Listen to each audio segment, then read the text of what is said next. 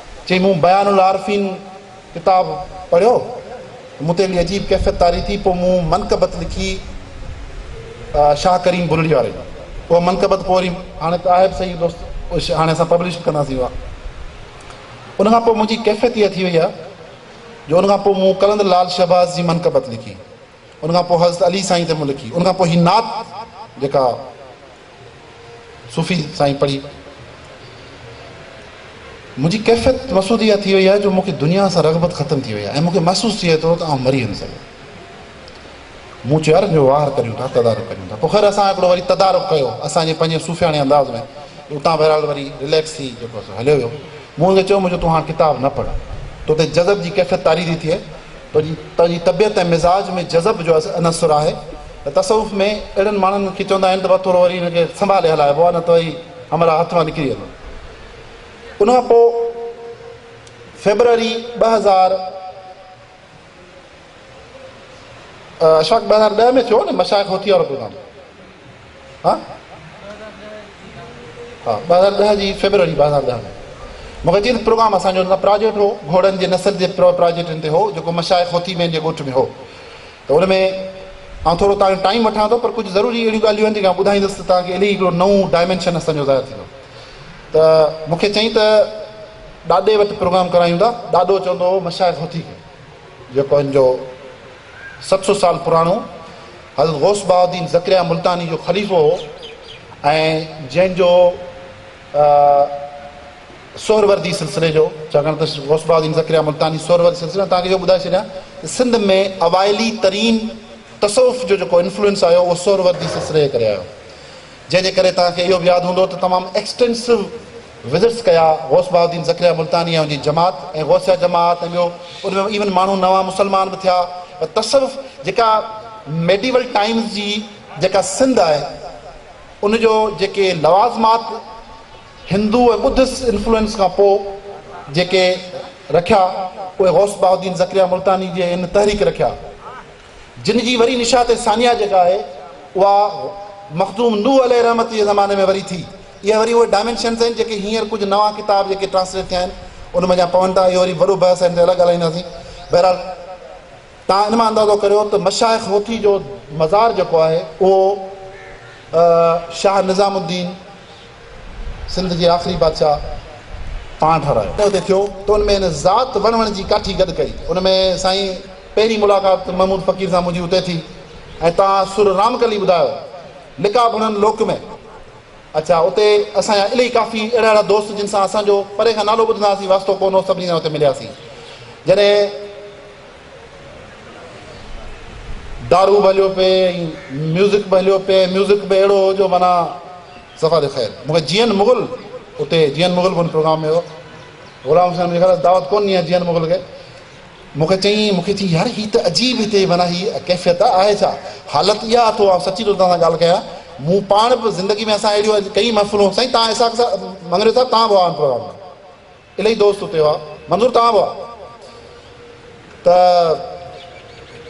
मूं हसन खे अची कन में चयो, मूं चयो यार मूंखां त उछंगार बि ई नथी थिए, आहे छा हिते? मूंखे कन में चई झल दब अञा बीजां, हाणे तूं ॾिसजां त हितां नई सिंध कीअं थी ठहे। इहे हसन जा लफ़्ज़ आहिनि। मूंखे कन में अची चई त नई सिंध कीअं थी ठहे, ॾिसजां वई। साईं उहो प्रोग्राम करे असां आयासीं वापसि, त असांजो दोस्त फ़क़ीरदाद खोसो उन चयो त यार आउं प्रोग्राम करचात में, सभिनी दोस्तनि जो प्रोग्राम करचात में करणु थो चाहियां। फ़क़ीरदाद खोसो बि उते हो, करचात में नेशनल पार्क में विया, उते प्रोग्राम थियो। इहे सभई दोस्त वरी उते आया। साईं सूफ़ी महमूद फ़क़ीर साहिबु तव्हां उते आया, इहो वरी सुर रामकली वरी उते हलियो लिका बुणनि लोक में।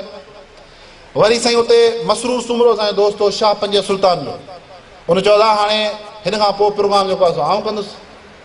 इहो साॻियो हसन दर्स जी उहा जेका लाट हुई नई सिंध वारी इहा हले पई। उते साईं शाह पंज सुल्तान में प्रोग्राम थियो। उते मसरूर सुमरे ऐलान कयो दादा असां फ़क़ीर हसन दर्स जो टकियो जेको आहे सो उते ठाहियूं था ऐं तव्हां दोस्त उते हलो सभु। त हुन पंहिंजी ज़मीन उते तमामु महांगी ज़मीन हूंदी आहे मसरूर सुमरे, उते पंहिंजो हिकिड़ो एकड़ खनि ॿनी जेका हुई उते बाउंड्री ॾियारे उहो फोटू वोटू ॿाहिरि असां वटि गुलाम सां तूं हुआ न उते जेको आहे सो उते बि साॻियो वण जी काठी सॼो ज़ात सिंध जो जेको की सोचींदड़ माण्हू आहे उते गॾु थियो। जॾहिं इहो तकियो ठाहियो पियो त मूंखे हाणे यादि न आहे त इहो कंहिं चयो त बसि तकिया त मरी वियल माण्हुनि जा ठाहिबा आहिनि जीअरो आहे हसनदर्स। हाणे मूंखे यादि न आहे त हसनदर्स उते हुन ते कहिड़ो कमेंट ॾिनो, पर माना सभिनी ॾाढो ख़ुशी सां उते तकियो हसनदर्स जो जेको आहे सो ठाहियो। हिन खां वणु लॻायो हुयो, मुंहिंजो ख़्यालु आहे त वणु जेको आहे उहो बड़ जो लॻायो हुयो, जंहिं ते हिन वरी पोइम बि लिखियो। वरी ॿियो वणु मूंखां लॻायो हुयो, उहो मुंहिंजे ख़्यालु आहे टाली जो वणु हो, वरी उन ते बि हिकिड़ो पोइम लिखियो, उहो वरी हुन सिर ते हणायो त लॻाए छॾियो। वरी ॿियो वणु जेको आहे हिन लॻायो अब्दुल कादर जूणे जे खां, ऐं चोथों वणु जेको आहे सो लॻायो मुनीर शाह जेको सकरन जो दोस्त आहे उन खां। बहरहाल उतां वरी चयो बाबा हीउ सिलसिलो जारी रहंदो। पोइ असांखे दावतूं अचणु लॻियूं, घोटकी खां दावत अचे, हितां ग़ुलाम हुसैन जी दावत हुजे, किंजर जी, कुझु ॿियनि दोस्तनि जूं मुख़्तलिफ़ जॻहियुनि ते हेॾा थर जे पासे ॾांहुं दावतूं हुयूं। बहरहाल उनखां पोइ ग़ुलाम हुसैन किंजर ते असीं प्रोग्राम कयो।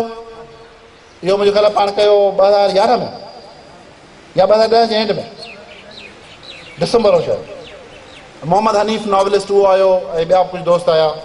उनखां पोइ वरी ॿियो प्रोग्राम थियो सांवले फ़क़ीर ते आइलैंड ते, ऐं उते बि हसन हिकिड़ी ॿी तव्हांखे ॿुधायां थो, माण्हू खे शायदि ख़बर पइजी थी वञे त माना हाणे चलाव जो टाइम आहे। उते बि हिकिड़ी हसन ॻाल्हि कई, तव्हांखे ॿुधायां थो। बहरहाल इहो सिलसिलो हलंदो रहियो, नई सिंध वारी ॻाल्हि जेका हसन कई।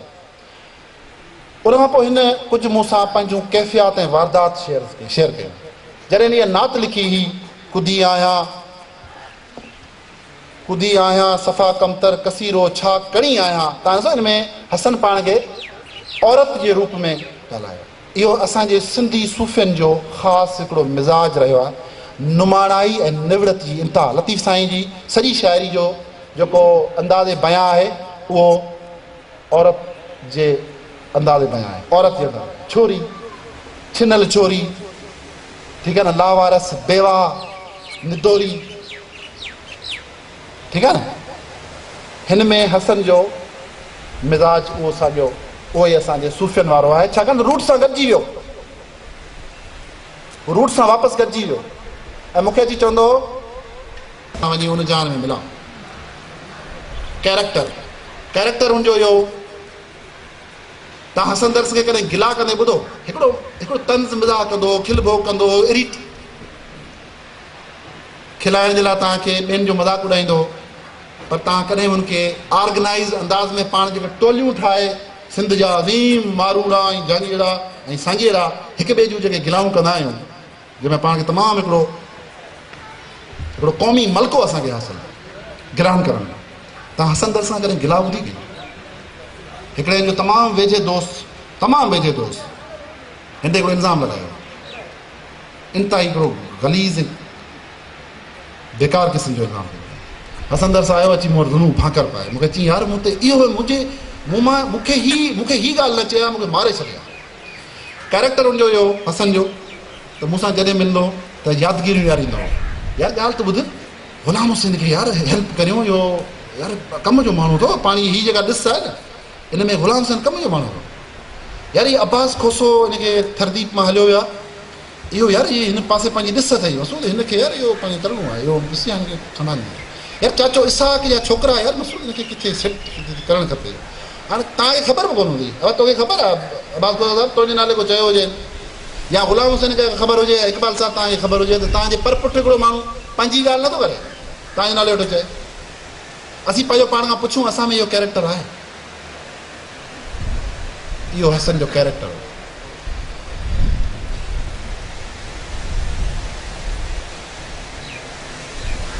सांवले फ़क़ीर ते असांखे ग़ुलाम हुसैन वठी वियो, हितां ॿेट आहे हिकिड़ो, रस्ते में असीं असांखे अब्दुल्ला मुर्गर अची जो साईं सुर कहिड़ो कृपा थी न,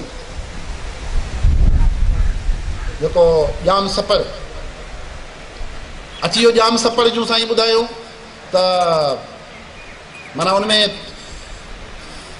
फिलॉसफी लतीफ़ साईं जी आहे त माना हिकिड़ा अहिड़ा माण्हू जीअं आहे न हिकिड़ो कारियूं कोझूं कुंवरियूं मूर न मोचारियूं, कारियूं रंग जूं कारियूं कोझूं, वरी हुनजा जेके नक्श निगार जेके आहिनि माना नक थुल्हो अजीब अखिड़ी निकतल, कारियूं कोझूं कुंवरियूं, वरी वड़ कोन्हे चङाई कर जुती सां खट ते अची वेंदो, कारियूं कोझूं कुंवरियूं मूर न मोचारियूं, हितां हुतां ॻोल्हे हिन पासां हुन पासां ॾिस त हुन में को बि अहिड़ी ॻाल्हि कोन्हे जंहिंमां जा नज़र अचे थो का चङाई का सुठाई हुजे, तिनी जूं आरियूं समीरी केरु सही। हसन दर्स असां हुन ॿेड़ी में सुरप्रभाती जो साईं जन ॿुधाईंदो हलियो त मूं महसूसु कयो हसन खां इलाही हुन फीचर्स में छा गॾु हली रहियासीं, तंहिं करे सम्झी वेंदोसि त हींअर ई ॾुख में आया। तव्हांखे यादि हूंदो त हुनजी चादर विझी वरी सुम्ही पियो, हुनखे टच कयो हुन त बाबा ॾॾनि खे थो ॾे साईं, ॿियो सुणी तुंहिंजो सॾु कुल्हे पातम किनरो, चए थो माना हुनखे म्यूज़िक जो कोन्हे, तव्हांखे नथो वॼाइणु अचे त कुल्हे में किनरो पाए वञी थोरो हेठि मथे थोरो करियो, ॿ टे आवाज़ कढो त बि ॼाम सपड़ अहिड़ो सखी आहे जो माना वरी ॾे अहिड़नि खे ॻोल्हे थो ॾे त सफ़ा ॾॾ आहिनि जिन खे शाइरी, जिन खे म्यूज़िक जेके एतिरा सुरीला कोन्हे जो तो फ़क़ीर महमूद आहे। हसन जी मूं महसूसु कयो त हुनखे हिन ॻाल्हि टच कयो, हिन ॻाल्हि टच मूंखे बि कयो। ॿई मुर्गर भाउ जेके हुआ, हिकिड़ो साईं अब्दुल्ला ऐं ॿियो शफ़ी, ॿई असांखे ॻाईंदा वॼाईंदा वठी हलिया। जॾहिं सावले ते पहुतासीं त उते अब्दुल्ला जत मिलियो असांखे। अब्दुल्ला जत ॿुधायो साईं हिते नाच थींदो आहे, जत नाच कंदा आहिनि, नचंदा आहिनि हिते। अब्दुल्ला जत चयो त साईं हिते सीर क्रीक जी हिकिड़ी जतड़ माई हुई, उनजी शादी थी, हिते वरी ॿी पासे में हिकिड़ी क्रीक ॿुधाई, उते उनजी जत सां, शायदि नाला मतां अब्दुल्ला खे यादि हुजनि। पोइ पाण में हुननि जो शक थियो हिक ॿिए ते, हुनजो माई ते थियो, माई हुनते थियो, सेपरेशन थी वई ॿिन्ही। माई वापसि वञी सीर क्रीक पहुती, हू वञी वापसि न पहुतो। उनजे फिराक में उहो ॿई जीअर आहे, उहा जतण माई बि उन मेले में मौजूदु हुई, उहो जतण हमरा बि मेले में मौजूदु हो। बल्कि हसन इश्तियाक ॾेखारियो त हली ॻोल्हे हुन सां मिलूं, त उहो जेको हमरा हो जत, उनजे फिराक में, माई जे फिराक में शाइर थी वियो, माई बि शाइरा थी वई। ज़ाहिर आहे उहे हिकिड़ा अनसंग शाइर आहिनि, उन्हनि खे का अप्रोच न आहे, उन्हनि जा अख़बारूं या रेडिया न आहिनि। सो बहरहाल जॾहिं घणे अरसे खां पोइ, को 5-6 सालनि खां पोइ सावले ते वरी मेलो लॻो, त उहो जत जेको आहे पंहिंजी शाइरी अची पिड़ में ॻाइणु लॻो। त उन पासनि खां क्वार्टर्स ठहियल आहिनि, उनमें उहे मायूं अची, मायूं उनमें वेंदियूं आहिनि। त उहा माई जेका आहे सा का उन क्वार्टर्स में किथे